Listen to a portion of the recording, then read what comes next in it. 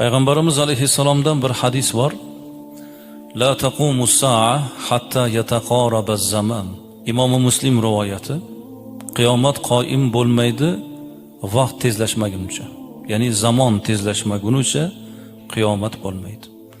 Bir yil bir oydek, bir oy bir haftadek, bir hafta bir kundek, bir kun bir soatdek o'tadi deb Rasululloh marhamat qilyapti.